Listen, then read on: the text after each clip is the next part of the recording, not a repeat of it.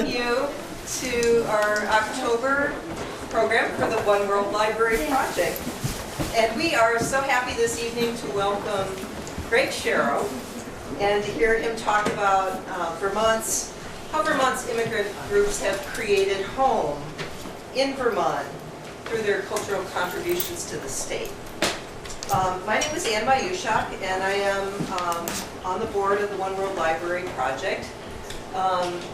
We are a community nonprofit, and our mission is to bring the world to our community, and we do that in many different ways, one of which is through programs like you have here tonight, and another is through our collection of books and films. Nancy has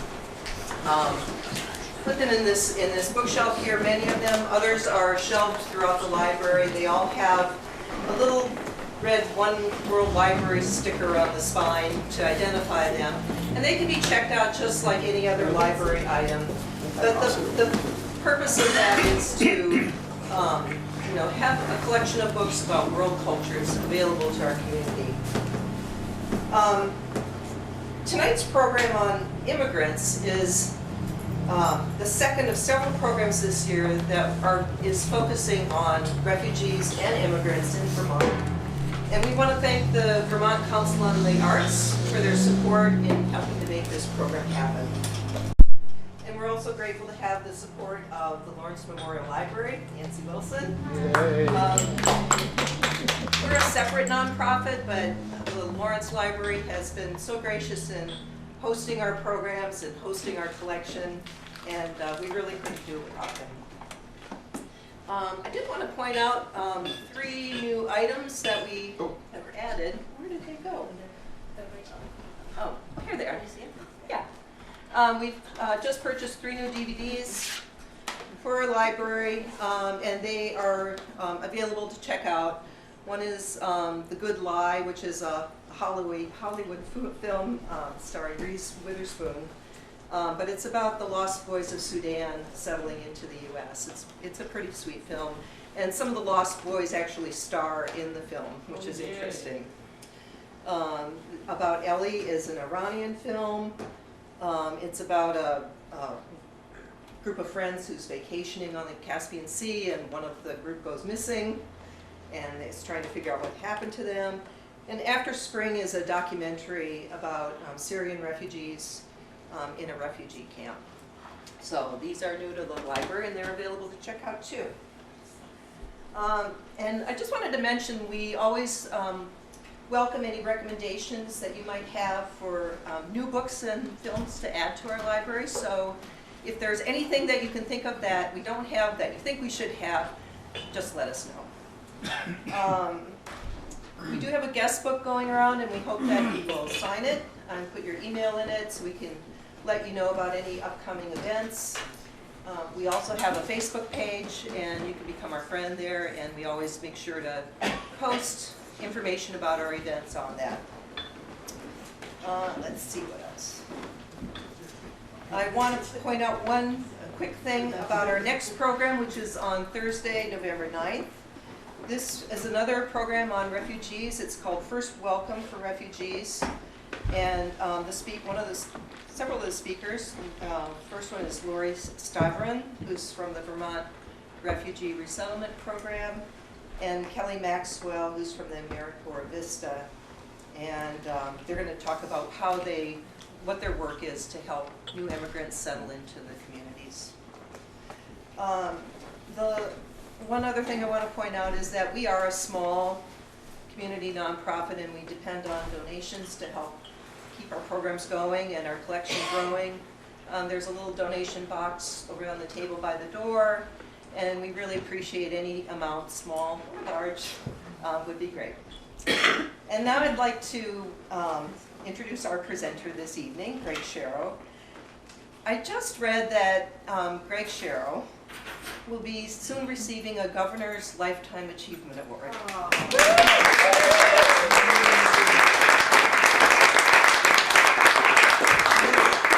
This is in recognition for over 25 years of contributions at the Vermont Folklife Center as an educator, an administrator, and a researcher into the cultural history of Vermont. And this is what was written about him, and I'd just like to read it because I think it's great. For decades, Greg has supported and documented traditional and historic art forms and refugee and immigrant artist cultures and traditions. He has taught hundreds of teachers to work with students on documenting their communities, and he's produced numerous Vermont Folklife Center archive collections.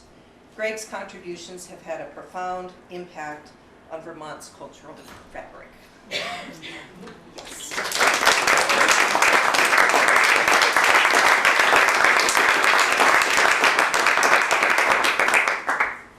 And now I'll turn it over to you, Greg. But in the meantime, give me a little nudge if you would like a cup of tea. Yes, anybody who hasn't had tea, raise your hand and Sue will make sure you get some. So all I needed to do was get old.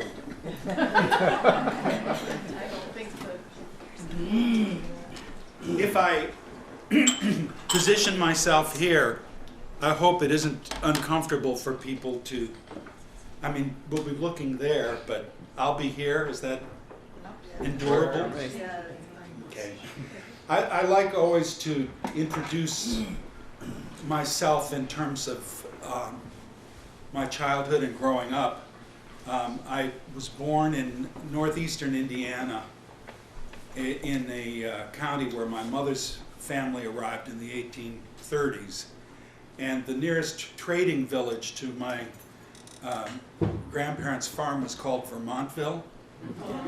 And Vermontville was just was in Indiana, and just west of Vermontville were Middlebury, Goshen, and Bristol, Indiana.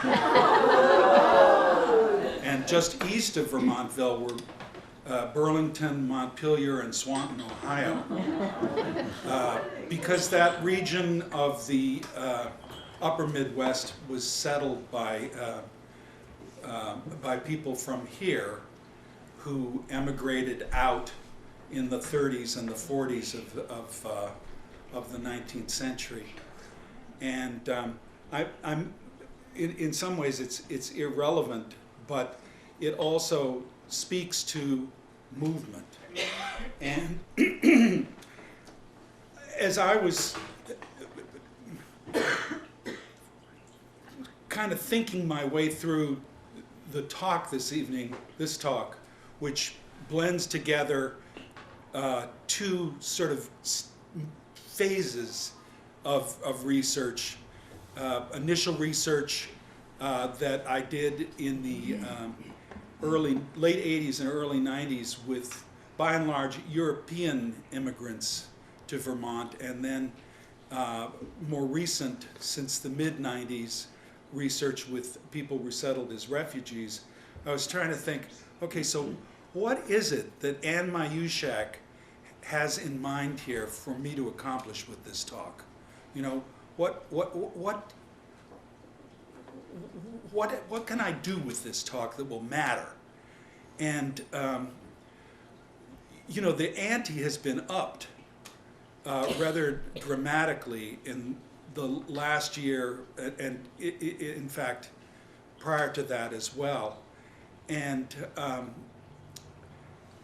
I just don't feel like it's enough to say, well, we're going to raise awareness. You know, we're in a state now where, I mean, I don't have to tell you, we all know that in some sectors there is in our society, there's extreme discomfort with people who have come here from other places and are as yet still maintain the identity of the place where they came from, and that, of course, is what I'm going to be focusing on here tonight. But I feel like there needs to be some kind of radical opening up. You know, I mean, how far can we go down the path of yelling at one another? You know, of feeling of focusing on division. before we find unique and powerful ways to focus on those things that connect us. And so here I am, like in my living room, mumbling about this and thinking I shouldn't be giving a talk at all. I don't have any solutions, you know. But it reminded me of a Tibetan fellow that Ned Castle and I had gotten to know, whose name is Gelik. And Gelik articulated something that Ned and I liked the sound of quite a little bit. And we then, with his permission, named it Gelik's Ideal, which is that cultural diversity happens when cultural communities, and by cultural communities I mean groups of people who share customary practices in common. So cultural diversity happens when cultural communities are empowered to exercise their cultural knowledge and share that knowledge with other communities. So it's not just a matter of doing a performance for people who are walking by, but really in Gelik's construction, a more purposeful effort to share, to actively share the cultural practices that are central to these new resettled communities. And I'm not going to say any more about that now because we'll land there a little bit further along. But I want to begin by focusing on, as I said, the earlier epoch of immigration. And of course we could cut the pie any number of ways. We could talk about geopolitical forces and the contest between France and England over the control of North America, and you know, the French and Indian War and the French settlements along the Champlain and so on and so forth. One of my favorite sort of small points of light with regard to the French presence here was an essay written by a cultural geographer named Stuart McHenry, where he postulated that the town of Alberg, where apparently the original lot layout of lots are long, skinny lots. Stuart McHenry's perspective on this was that this was an artifact of French culture, that the historic platting model that exists in French culture are long, skinny lots that reach out to the water, as opposed to a town like Addison or Bridport, where you know, we're dealing with rectangles from the original survey. So in a sense, I like to say, in Alberg, no less in Bridport, when you look out across the landscape, your visual experience is shaped by the cultural roots that the landscape embodies. So, with that, I'm going to move us forward. Thinking about culture on the ground, in the era before plan books, when people in northern New England, in English source communities, wanted to build a house, this is the kind of house they built. Yeah, I'm sure you all recognize this style of house, this house type. Yes? Yeah, what is it? It's a cave. And you know, that may seem unremarkable, but it's every bit as exotic an artifact of English culture as any cultural form which belongs to any community is exotic. So when you see this kind of house, it reads English. This, on the other hand, I'm told is a Scottish style of construction called snecht ashlar, where you build up a front wall and then backfill with rubble. And, you know, Scottish technique, building technique in, I can't remember whether it's, which of the Northeast Kingdom towns it's in, Reigate perhaps. And of course the reason is that the towns of Reigate and Barnet were purchased outright by the Scots-American Company in the 1770s. They sent a prospector here to North America who arrived in Virginia and made his way, a surveyor made his way up the coast and eventually identified these two townships as prime real estate. And so they were settled outright by families from Scotland, and those memories linger among families such as the Nelson family. If you've had any dealings with, I can't remember her first name, but the person who's on Sanders' staff, who is a Nelson, she is descended from William Nelson, who first came to Barnet or Reigate in 1777, let's say. So Scots in Vermont. Yeah. Now, of course, we're shifting location to Barrie, and when the quarries were first commercially developed, that is to say, when they went online as commercial enterprises because of transportation and technology and finance, among other things, the first group of not wretched refuse yearning to be free, but rather skilled craftsmen who were looking for a leg up, came here from the area around Aberdeen. So in Barrie, names like Walker, if you've ever seen Walker Ford, Milne Travel, the Clark family, the Henry family, these are all Scottish families whose roots in Vermont reach into the 1880s as the foundation level of skilled craftsmen in the quarries. And they were, of course, then followed by people from Spain, from the area around Santander, which is also a granite quarrying area, and from Italy, from Varese and Pietrasanta and Carrara, marble and granite quarrying regions. And also in Barrie, a large French-Canadian descended population.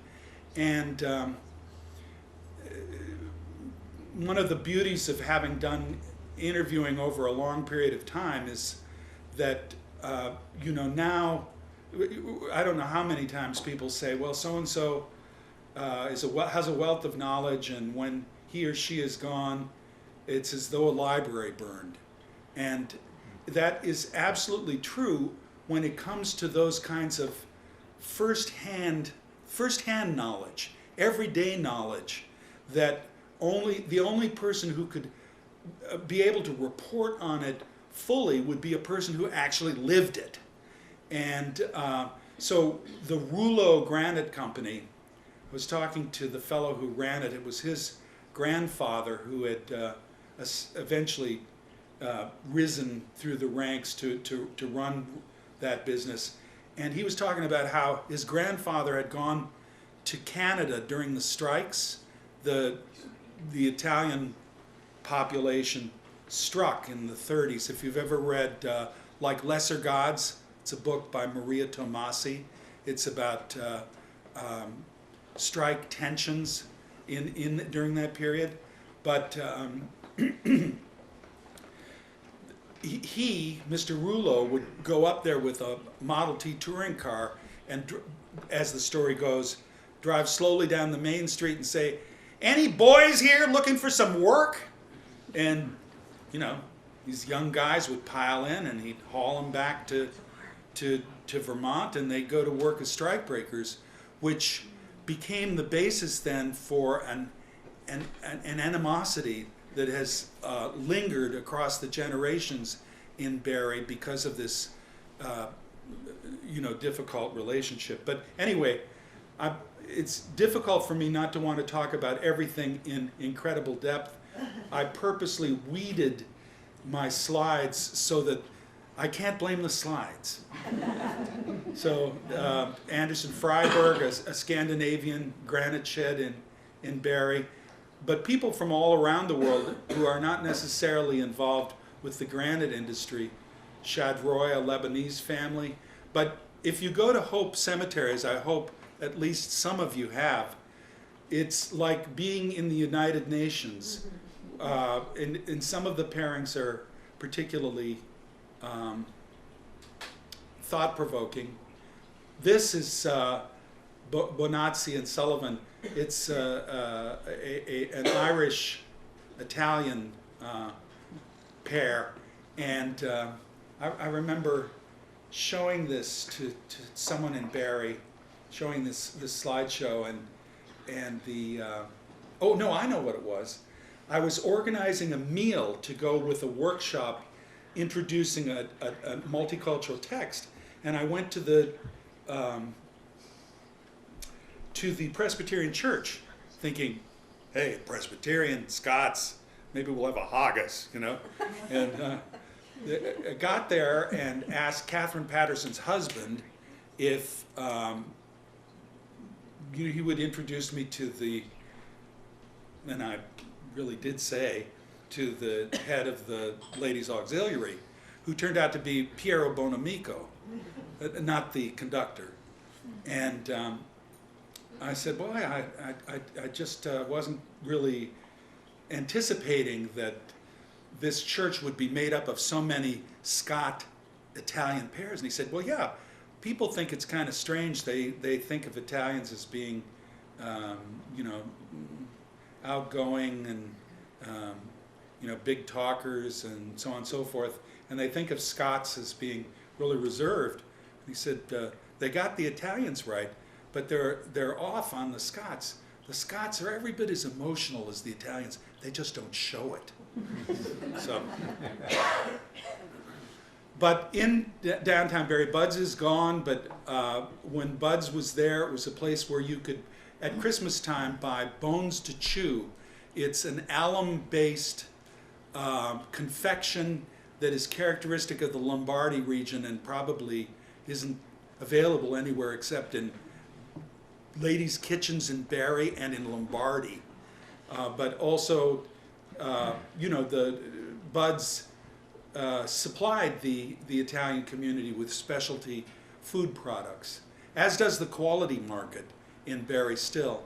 And of course, there's a legacy of athletic organizations and the Mutuo, every immigrant group formed some kind of association, one important function of which was to purchase insurance collectively. Of course, the Mutuo now is less an insurer and more a dinner club, but it's still there and going strong. Here we are with essentially an Italian-style basilica in terms of form, in Barrie's, now, oh, I'm all confused about whether it's the north end or the east. Brian, is this? North end, okay. And a legacy that also extends to place names. Now, of course, you may think, now, what is it that he was talking about here? Well, it's about how culture manifests itself in people's everyday lives and becomes imprinted in the landscape, so that, you know, Italians in Barrie may be assimilated to a greater or lesser extent, but Scampini Square is still there, and that church is going to be there for a long time to come.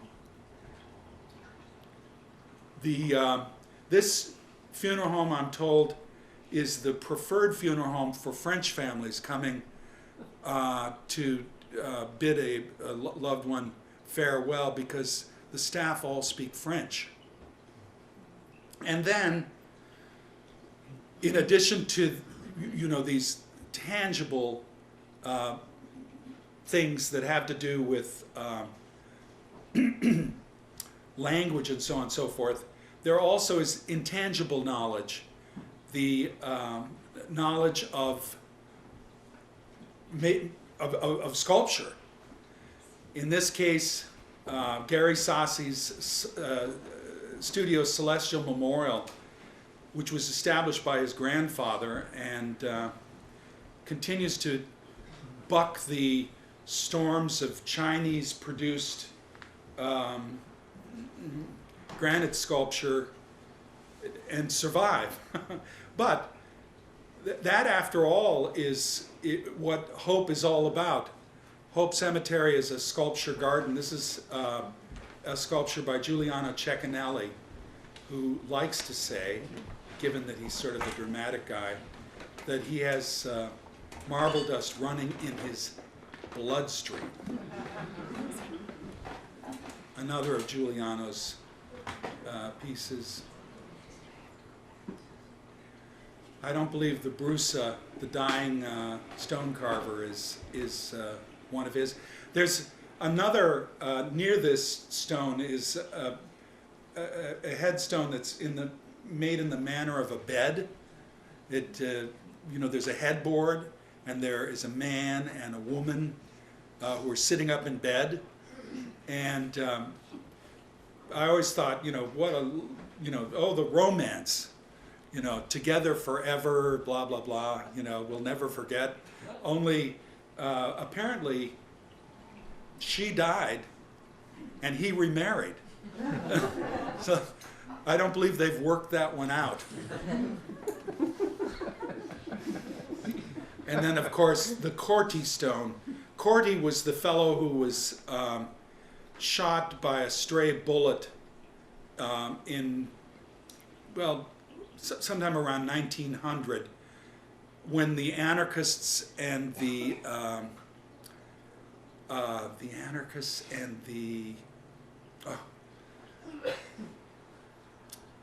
now see, here's where I'm losing my thread. The anarchists and another group were involved in a head-to-head confrontation throughout the United States. It was after the assassination of McKinley.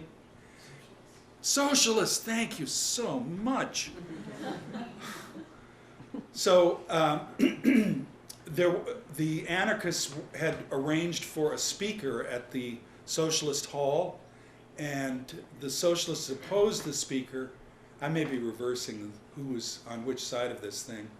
And in the tussle, Corti was killed, and the story is that this stone was then carved by his workmates. And if you look carefully, around the base of the column that he's resting his hand on are tools, a caliper and a hammer and chisels and so on and so forth, to commemorate his livelihood as well as his life. And of course, all of this is watched over, if you come down from the Central Vermont Hospital, by the Italian stone carver at the bottom of the hill, and keeping watch from the other end of town at the former Spalding High School, where the Historical Society now is of course Robert Burns. So again, culture printed in a landscape. And I want to go on a little bit of a detour here to make a point about folk culture. The thing about folk culture is that it's all those things that are the most familiar, the most basic, the least remarkable, and that everybody just knows. In this case, we've got I've forgotten who this woman is, but she's obviously making an apple pie. And, in the era when practically all people were involved in agricultural activity, things like butchering, again, something you didn't take out a book. You learned how to butcher by working with other family members, and it was dead center in terms of what folk culture is all about. And then, you know, the whole business about exoticism, who makes exotic objects. I don't know how many times I've heard, well, actually, I can't resist this anecdote. Lisa Williams, who is married to Stephen Williams, who's a judge. Lisa's maiden name was Sierra, and her family was descended from the group that came from Santander. And there was a time in the 70s when Barrie had an active ethnic heritage festival, and each of the local associations, and there was at that time a Spanish association, got together to present themselves.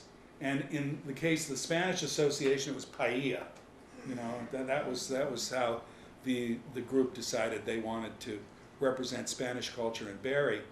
And Lisa Sierra's husband, Stephen, said, I wish I had a culture to celebrate, which speaks so powerfully to the whole notion of, like, if you take it for granted, and if it happens to be in the mainstream, then it becomes doubly invisible.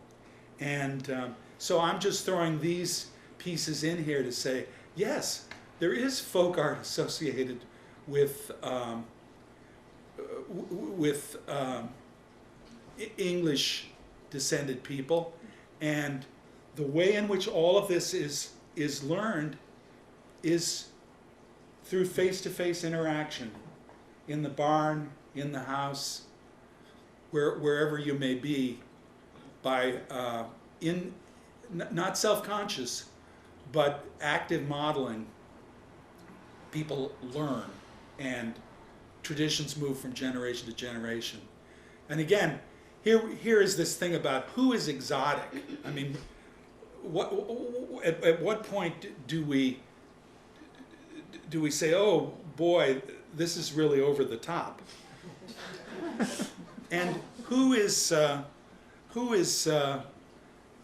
taking place in a common activity? I mean, we all recognize this for what it is. It's a birthday. And in fact, the birthday girl is sitting right here, so you can tell how old that slide is. But our friend Jim Sardonis, when he was a boy growing up in a Greek household, he's the fellow who did the Whale's Tales. He was very anxious to have an American-style birthday, because in Greek life, you celebrated a saint's day. And if your name happened to be Nick, then you and 10,000 other Nicholases celebrated your birthday together, because it was the saint's day that you celebrated. So it isn't as though something as ubiquitous as a birthday is therefore universal. French families, French music making, of course, a Seder meal. And now, this is an event, it's an honoring event that the Lao community in Brattleboro organized. It was a thank you event actually for the Folklife Center for working with a Lao artist there to help him stage an opera, a traditional opera, and also a sending off for Lao troops who were going to Iraq. You'll notice I believe it's a paquan with money. And then, of course, Tip made these marvelous fans. She's a nun. And here we are at a wedding. So, this is, now, I could fill in all kinds of gaps here because, you know, in the 90s, as I said, I did research with different cultural communities. The Greek cultural community, French Canadians, Finnish, Swedish, Polish, Hungarian, Welsh, Irish, and there are people in Vermont who've come from all parts of the world, but there are not necessarily concentrations of people from all parts of the world that cohere as communities, whereas in the case of the Lao, when the US withdrew from Southeast Asia and the South Vietnamese regime collapsed, thousands of Lao people fled across the Mekong River who had collaborated with the CIA and the American government, and there were a series of refugee camps established along that border. Judith May, who is now here's where my mind is playing tricks on me. Our only female governor, Madeline Kunin. Judith May was married to Madeline's brother, and Judith became very involved with these refugee communities in Thailand and started acting as a vehicle for bringing families from the Thai border to Vermont, principally to Springfield, Vermont. So for many years, the center of Lao settlement in Vermont was Springfield. And the reason it was in Springfield was because Edgar was her husband. Was because that's where Judith lived, and that's where she could strong-arm people into taking folks in. Say, hey, this family needs someplace to stay for 6 weeks. Would you be up for doing it? And of course, that was a great way to build a set of really strong relationships that then persisted across time. And that was the beginning of the refugee resettlement program. At that point in Vermont, there were people being resettled from Vietnam. Also, there was a fairly significant, and numerically, Cambodian community here. Some of these communities have now, people have moved. For example, the largest Cambodian community outside Cambodia is the town where Jack Kerouac's from, Lowell, Mass. And so, in any event, the Lao community became stable. It prospered. People's kids went to college, and now almost everyone has moved to Florida. But at this point, we're entering the modern era of resettlement, because prior to this, an important driver was economic, and of course, as I was again thinking about this talk, you know, it's easy to talk about Europeans and say, oh, well, the Germans have these colorful customs and so on and so forth.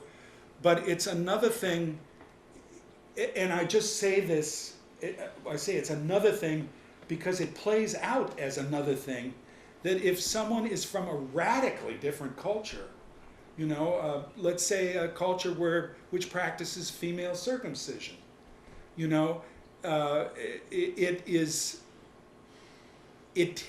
it requires a greater leap of understanding, a greater openness to be able to make connections across differences in culture. It's less easy, but it's infinitely important that we push beyond that easy place to, I mean, maybe it isn't difficult for you, but I'm suggesting that in some instances it is. And the danger is to not exoticize someone from a radically different culture as a specimen, You know, that's one of the things that we've been trying hard to do in building greater awareness of different cultural communities in the Burlington area, because you can't march into a classroom and say, you there, you're Nepalese Bhutanese, would you get up in front of everybody and talk about being Nepalese Bhutanese? You know, the last thing a teenager wants is to be put on the spot, you know. Hard enough for me to get my daughter to admit that that's her, you know. But I'm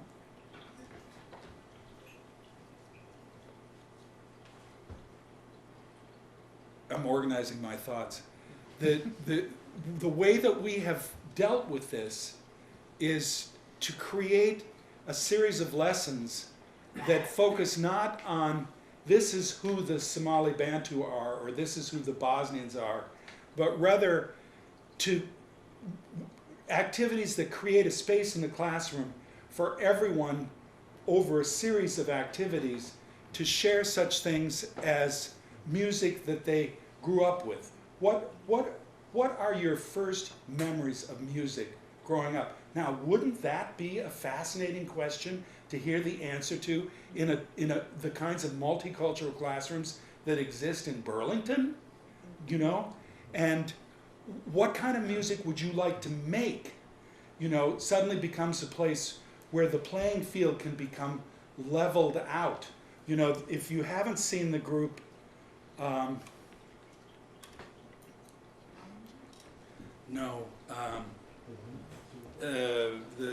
hip hop group, A2VT. A guy from, well, now there's new configuration, but a fellow from Tanzania, another from Congo, and another from Somalia, singing in French, English, and Swahili.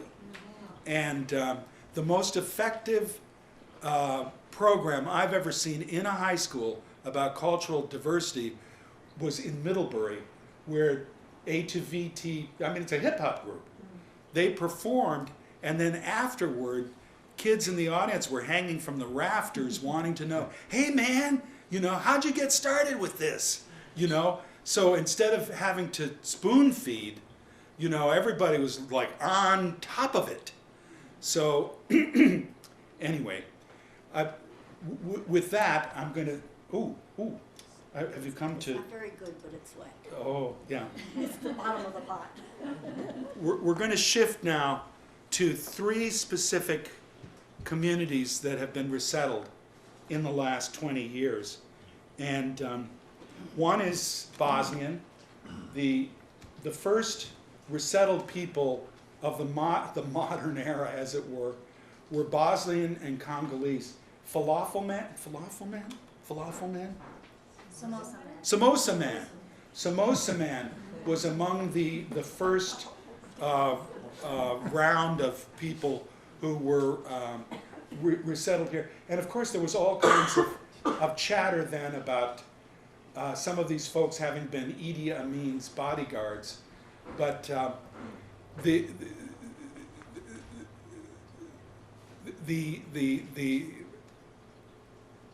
Congolese and the Bosnians, and then later Meskhetian Turks,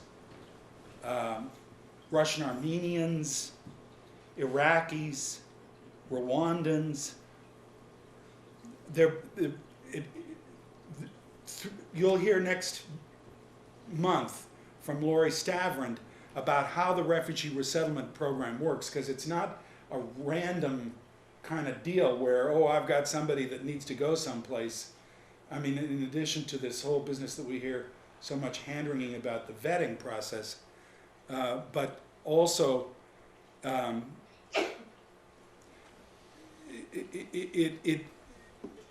people are resettled as a group, so that during the period when Bosnians were being resettled here, there were many Bosnians resettled.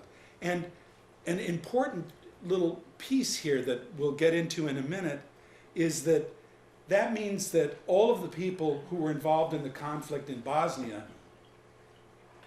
some of people from each of those warring factions are among the Bosnians who came here to escape the aftermath of the war.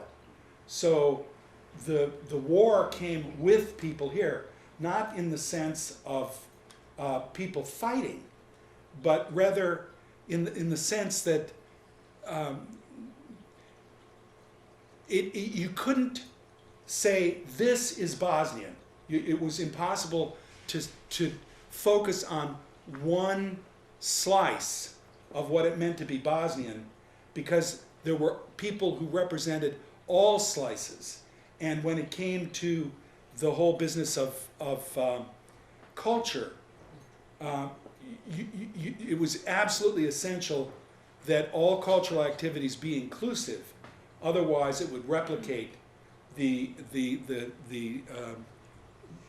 tensions from before. Okay, now how do I get from here to where I want to be? This is Kathleen Hoy, who is the new director of the Folklife Center, and has enormous patience with me. She also believes quite strongly in, there it is, in teaching a person to fish. So I'm hoping that this will be the last time that I have to depend on her for a line in the water. Because you're going to go fishing in St. Louis. Yeah, right. Well, this is I haven't done a talk for a long time, and as you can see, I'm a little bit halting, but I think that's fine. I'm sure you'll bear with me. So, Medea Yusufagic was instrumental in organizing dance activities here, and here is one group that one group, this is the group, the Bosnian Lilies, that she founded in 2002, I think, shortly after she came to Vermont. She, at that point, had been displaced by the war. She'd lived in Germany, and she had been a championship folk dancer in Bosnia, and she felt that she needed the grounding in dance in order to sort of survive the tumult of coming here. But more importantly, she felt that kids needed that grounding as well. I'm just going to play a little bit of this.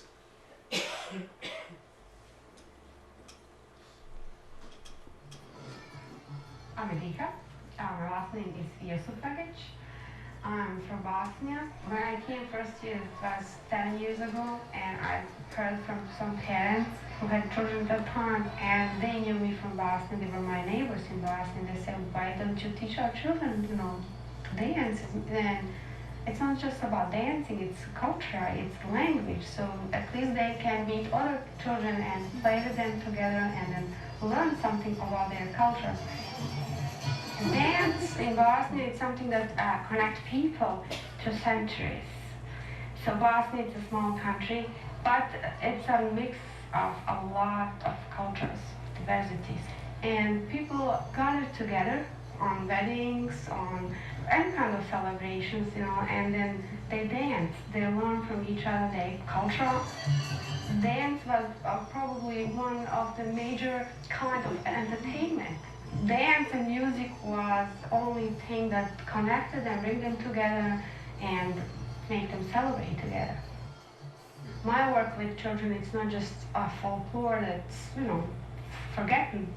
It's there now too. Now we're going to hop. So how do I hop?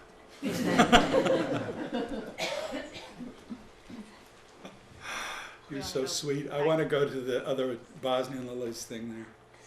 So Medea, as I said, in 2002 established the Bosnian Lilies, and children grew up and out, and another generation grew in and up and out, and so on and so forth. And eventually, the focus shifted to include not just dance, but music.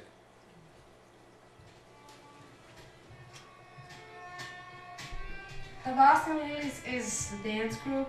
We are working with old Boston songs, so they are over 100 or I don't know, maybe more, 200-300 years old. So we do first music. So we let them play. I let them first have fun, make each other talk a little bit, and jump around, to be allowed. So and then they kind of bring those excitement into practice, and they do much better, job because they already have this energy.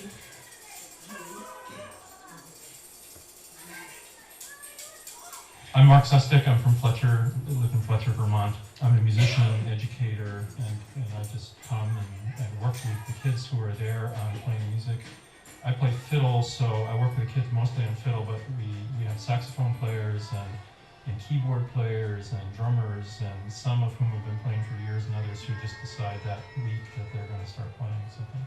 Yeah, he's a great addition to the group. So since he started, we organized an instrumental band, so which I couldn't do on my own. Now, Mediha is the director of the dance group, and that's really what the Bosnian Lilies are, is a dance performance group, and we're adding the music to it, because most of what they did before was doing it through recorded music. They still do it through recorded music, but we're trying to learn the songs first, and then we're learning the dance music to play along. So at some point, I guess the goal would be to have all the music and the dancing done by the children. They learn new songs, we repeat the old songs, and he's always practicing. So everyone sings everything, and everyone accompanies, And then we start to dance. And these dances, I remember my grandma dancing from my grandparents, and they are kept through tradition. They just connected the music into the dance, and then usually it's through these old dances. So that's kind of keeps the culture, and that's reminding me of my culture.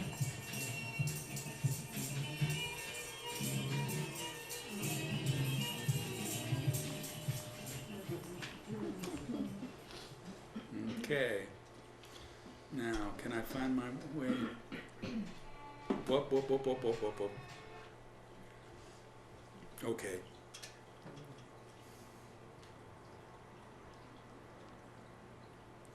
So now I want to go back to the Somali. Oh, there. Yeah. Jeez. Okay. Okay. So before I play this,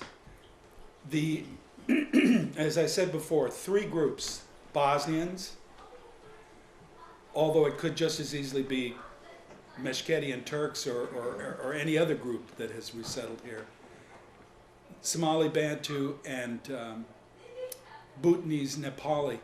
Somali Bantu people are from the river bottoms in Somalia, and they are culturally distinct from Somali people. The people colleagues of mine have organized programming for what they thought was a group of Somali people, only to discover that between Somali Bantu and Somali people there is no linguistic base, there's no cultural base. They're it's not even like Germans and Dutch. And the Somali Bantu people had in terms of the corpus of stories, were taken as slaves and brought into Somalia to work for Somalians, and they escaped eventually to the river bottoms and were herders there, and but they had no written language. So as these people were resettled here, not only did they not speak English, but they didn't have a basis in literacy for being able to learn language. So they were confronted with the necessity of becoming literate and becoming English fluent simultaneously. And the Somali Bantu world, Kathleen and I Kathleen was just at a makers conference, Maker's Fair. Makers Fair. Didn't have an E on the end, did it? It did. Oh, God. But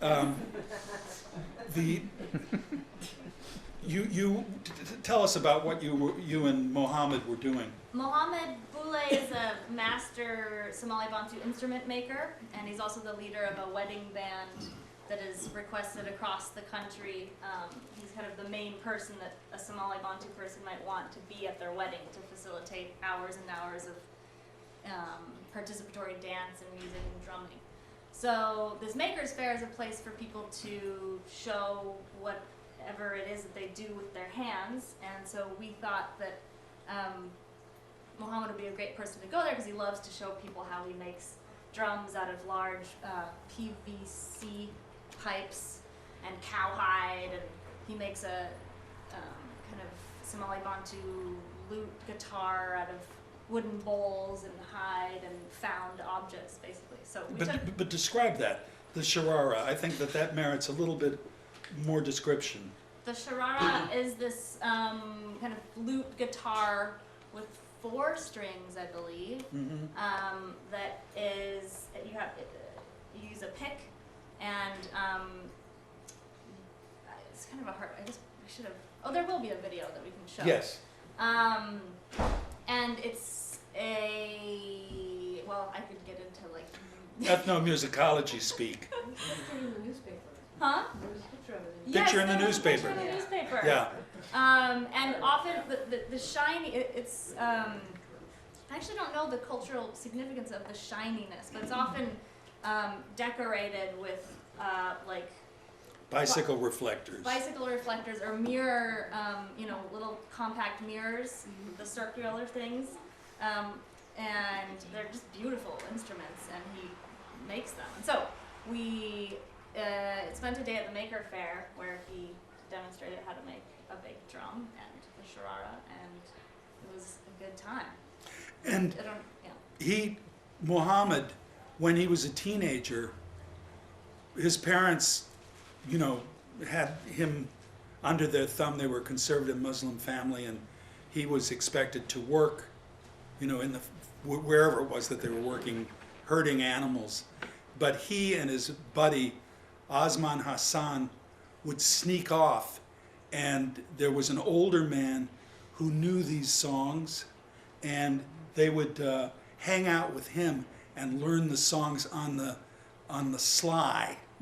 And when Mohammed was resettled in Vermont, Osman was resettled, and every time I hear it, it's someplace different. New Jersey, Virginia, Ohio. But he immediately, through internal migration, came here so that he and Mohammed could continue to play. These are people who are as passionate about the music as Heifetz, although it's an altogether different musical form, and it's difficult for a Western ear to penetrate because it's not a performance genre. It's not something where you get up in front and do it and everybody sits in a chair and listens. It's something where you get up and you move, and it's.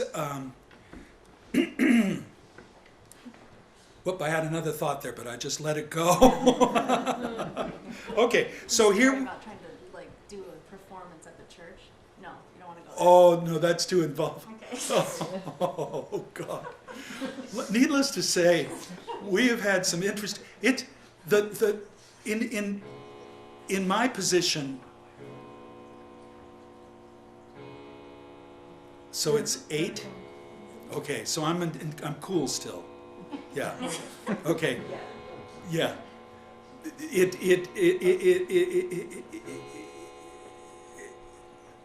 Well, here we go. I'm just going to launch off into.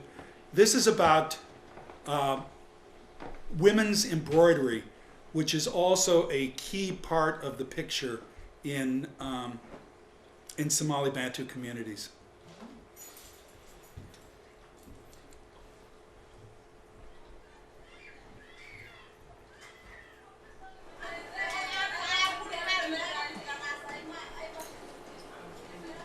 come from Somalia, from a refugee camp called Tegahali Refugee Camp.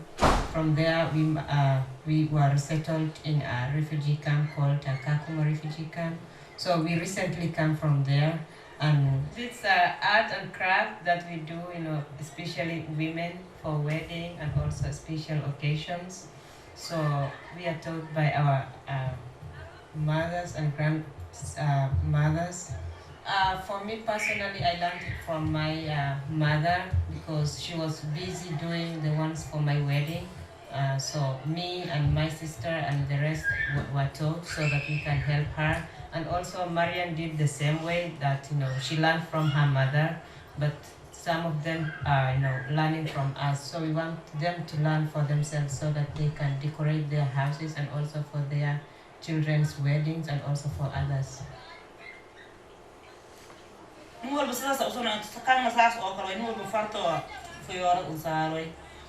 That there are different techniques and you just decide with your mind and what am I going to do with this this beautiful fabric. One man She said it took for me to do this for a month, she said.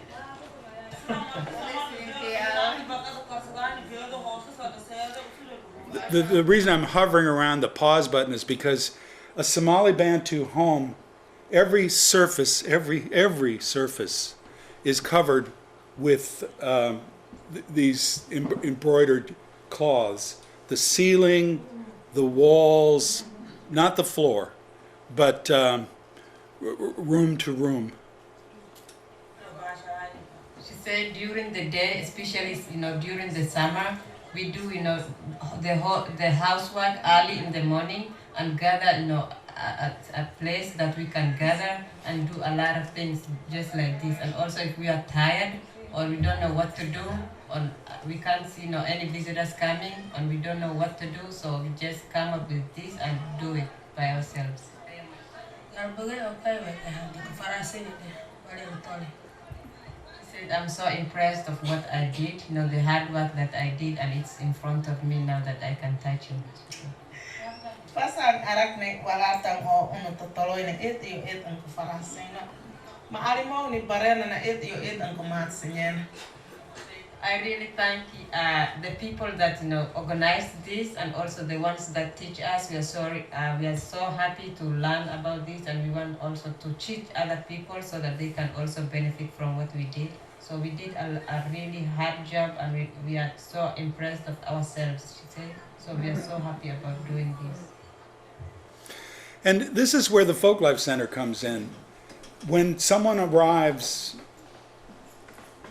the Refugee Resettlement Program is attending to things like employment, access to health care, schools, all of those kinds of things. Yet, something like this, this embroidery, which is essential. I mean, a house is not complete unless, as I said, every surface is covered with fabric of this sort. And unless there are people available who can do that kind of embroidery, essentially the community is incomplete. So if you go back to some of the earlier slides, this is a fundamental cultural practice. And nobody arrives with embroidery floss in their back pocket. But through the relationships that we build across time with various members of these different communities, I don't remember now everything that went into finding embroidery floss for this group of women, but it was a job to get. I think they're ordering it from Ghana, because one time we decided, okay, we're going to take care of this. And Maria Schumann, with whom I was working then, the folks from Bread and Puppet, she piled Masiti and a couple of other women in the car, and they went to every yarn shop within a 40-mile radius of Burlington. And at each place it was like, no. Oh, who could use, no one could sew with this, So that's where we position ourselves, is to act as, like with the Bosnian Lilies, finding support to buy fabric for women, Bosnian women in the Burlington community to make costumes. Getting PVC pipe, huge pieces of PVC pipe for Mohammed to make drums. So anyway, now the last little piece, and then we'll cut free here, which has to do with the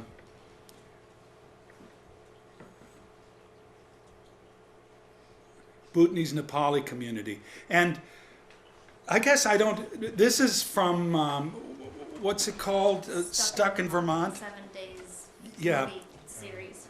I'm not going to do a background explanation because she gets into it here.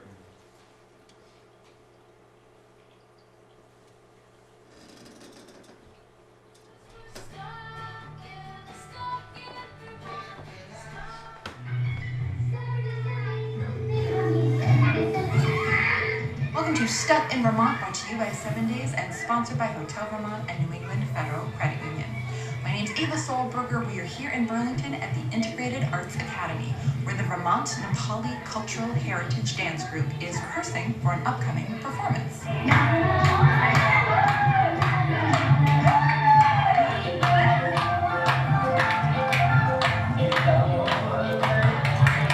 That's my sister-in-law, Judy.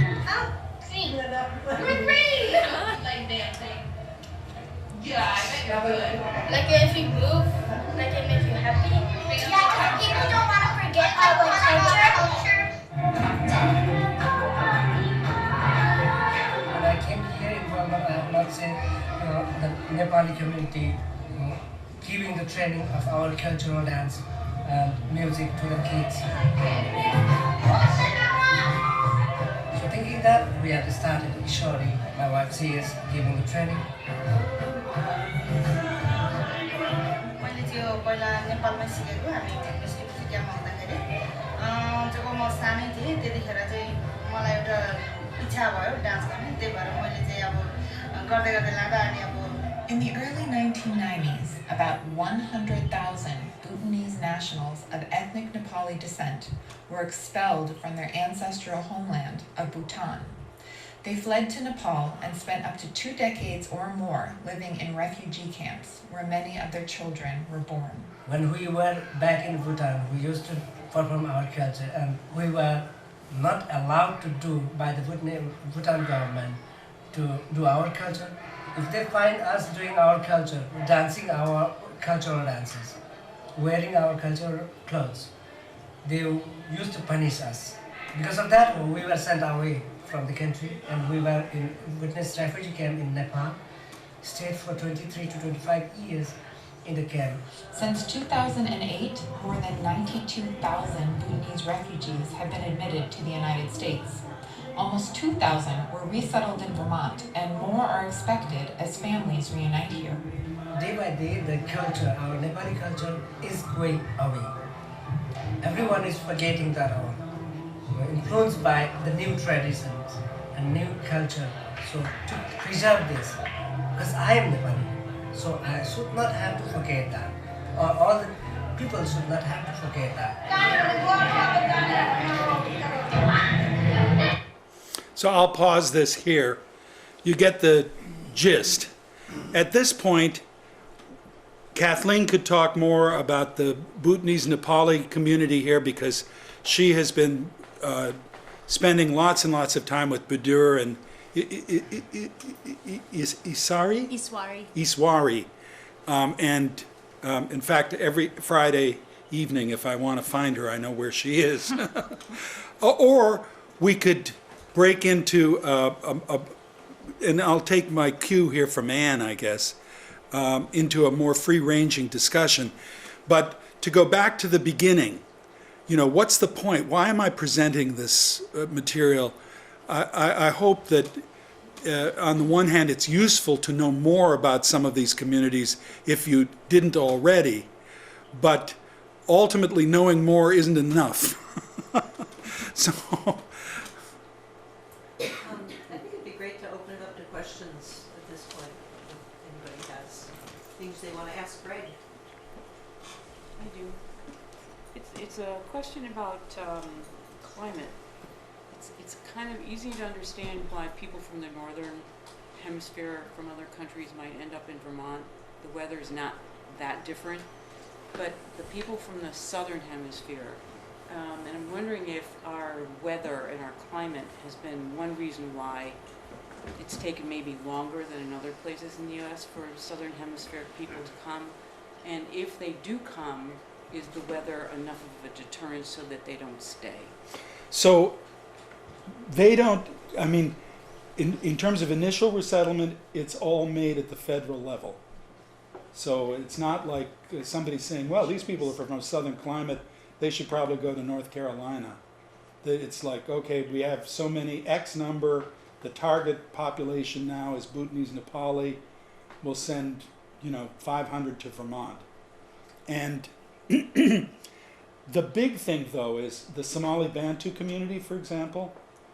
I think that only 600 Somali Bantu have actually been resettled here, or some number like that, through the federal program. But the population of that community numbers somewhere around 2,000, because because of infrastructure, because of the Somali Bantu Community Association, Mohammed Abdi, and all of the work that he did to build a strong, for example, English language program, sports teams, so on and so forth. Vermont has become a desirable place for Somali Bantu people, even if they're coming from warmer climates, because there's the structure here to be able to lead a meaningful and safe life. Thank you. So at what point in the resettlement program is the Folk Life Center brought in, or do you follow these groups? I mean, how do you find out about them?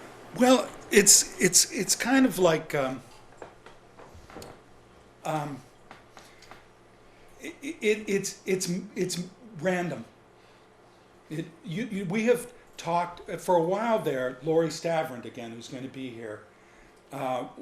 We worked with her to have a little box to check in the intake forms that said, "Do you know a traditional art form?" So that we would have a green flag early on. And indeed, with the Burmese Karen weavers who came here, of course, every last one of the women from that community was a weaver, had been a weaver in the camps in Thailand. And so, Lori was like, they're all weavers. And because they worked with backstrap looms, all we had to do was go to the lumberyard and then just cut things to length. So, but generally speaking, the way that all of this works is hanging out. The research methodology that we use is called ethnographic field research. It's what, anthropologists and folklorists and ethnomusicologists embrace. And essentially, what we wanted here is from someone is what's important to them. And if you're hanging out with somebody and just getting acquainted, it doesn't take very long before people veer off to things that matter. It's not like you have to sort of diddle, people, particularly in some cases we have a rep, and it's like, oh, well, Greg, he got me a van. If he can get me a van, he can get you, Oh, Lord. Yeah. Where do you find these people? I don't see any in Bristol. Found a couple of Albanian women in Middlebury at the college. But Burlington, are they settled there? Or? Well, the resettlement effort is focused on Chittenden County. In the 90s, it was divided between Chittenden and Washington counties. So there's a big Bosnian population in Northfield, Williamstown, to a certain extent in Barry. But where people end up is where the services are available. And there aren't any services down here. So If there were a group for example, Somali Bantu women in Bristol, there would be no one to, I mean, you all could band together and say, we're going to make this work, but there would be no formal program in place to help ease that. Are you involved in the resettlement that's going on in Rutland? Well, is it going on? Oh, it's going on. Yeah. Yeah, and that I was going to first my thought was I would call our buddy, the mediator, to come tonight. Yeah, but then it seemed like too much to ask. It's a long way from Rutland. But there's a group called Rutland Cares that I'm tangentially involved with. They ask us to act as treasurer for their group, and that precipitated a lot of soul searching on the part of capacity for our organization. Can we take on the financial management of a major resettlement effort that, when we're struggling to kind of keep our heads above water with the responsibilities that we already have in place. But let's see, what is it? There are 50 families, I think, that are slated for resettlement from. Michiko, you're nodding your head. Do you know? No? I think there are 50 families from Syria that are slated for resettlement in Rutland in the coming year. And you think they'll make it in? Oh, this apparently is down from 250, which was the original plan. But, the thing of it is that, I mean, I always hate being in the crossfire, but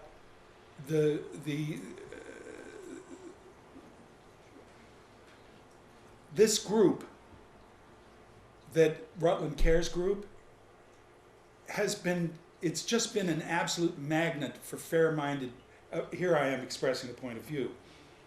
From my point of view, it's been a magnet for fair-minded people throughout Rutland County. And it's just an exceedingly thoughtful, I mean, my chemotherapy nurse, for Christ's sake, has a family living with her, so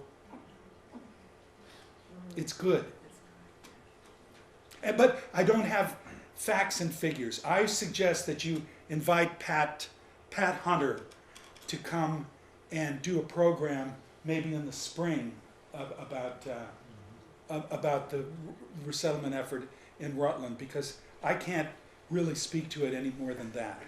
I'm sort of surprised there isn't more going on in Embroidery, because the college is so transcultural, or, there's just multiple cultures in the college. But the college is really focused on the college. Mm-hmm. But you think the students would somehow attract other people, to that area? Mm-hmm. There's just so many nationalities there. Yes, yeah. And that, the college has been an important resource. For example, the Juntos group has, they're all bilingual, Spanish-English bilingual students who translate for the Open Door Clinic, and, the college students provide a lot of valuable support to various groups based on the skills that they have to share. Yeah. Oh, I'm sorry. Over there. I'm just looking in one direction. That's okay. I would like us to sing and dance. The culture could teach us. In Holly Hall, one Sunday or Saturday a couple of years ago, there were people teaching how to dance Indian music, and there was food, and there was that for me it would be a tremendous gift. It would be a gift to us. It's my war against war. It's my letter to the editor, and it goes like this. Mm-hmm. We dance each other's dances, eat each other's foods, sing each other's songs. There's no need for war. The only thing that's keeping that from happening is people to make it happen. And if it's something that you would be willing to take on, we can pair you up with Bidur and Iswari. They're incredibly... So I call up the Folk Life Center and I say, what was the name of that woman again? Kathleen. I have my card right here. Okay. And we can advise and stand at your side. We just don't have the capacity to do the legwork. But thank you. Yep. Would you touch upon the Mexican cultural presence, which is a little closer to Addison County? Right. Well, there's a Day of the Dead event at the Folk Life Center when? November 1st or 2nd. Let me check. Go ahead and just continue. I'll confirm. Okay. Greg, I was wondering too, in connection with that, you didn't feature them, although you've done various events. Well, there's so many different groups that I could feature that I decided the Bosnians because they were the first, the Somali Bantu because they're so radically different from us, and us. And the Nepali Bhutanese because they are the most recently resettled group and the group with which we have the strongest ties right now through Kathleen's relationships in that community. But I'm happy to put you in touch with other groups. Yeah, and you feature them, through different programs. That's right, so definitely doing your part. But in terms of the Mexican migrant workers, I assume that the Farm Workers Organization is still active here in Addison County, and there are lots of people doing that work. So a lot of the emphasis of the groups that you've told us about has been family oriented. Oh, yeah. So, the families were sort of the ambassadors from their country. And so in the case of the Mexican, is there that same family presence, or is it predominantly just the guys who are working on the farms and isolated from the family experience, and therefore is that a difference? Well, I hear people making small noises, so I think someone else should speak to that. Well, I work for the Open Door Clinic, that's did Allison, and as a nurse practitioner, and there are some family units, and certainly there's less, women that come compared to the young men, but they do bond together and make their own sorts of foods. There's one woman who makes a lot of tamales and runs around to different farms selling them, and they do find their connectedness. November 1st is the Day of the Dead. I don't quite know the time, but it's usually, in the evening, 4 to 8 or something like that. Where is it? Where? At the Folk Life Center. Vermont Folk Life Center in Middlebury. On the traffic circle. And generally, the Juntos group and others reach out into the Addison County Mexican community so the food is all prepared. I mean, the event we hosted, but it's staged by people here who are to whom it belongs. And do people pick up workers and bring them there? Yes. Mm-hmm. And if people need help with that, do you find help? Yeah, I'd call or email the Farm Workers Coalition, the local group, to see if they aren't the proper vehicle for making connections. They'll know who is. Open Door Clinic will know too, Yeah. because they help with getting people. Years ago, like 50 years ago, Pittsfield, Mass. Had an ethnic fair, and I understand that people don't bother to organize ethnic fairs much anymore. Might be a good thing to try to reestablish. I wish I had more energy to look this out. Well, that's the big problem. There have been ethnic fairs in various places, including one that was long running in Rutland. But eventually the leadership poops out and then nobody takes it over. I want to ask about time. How are we time-wise? 8:26. Oh, fine, in 4 minutes. So, in 4 minutes' time, is there anything anyone would like to say or? Thank you. Oh, you're welcome.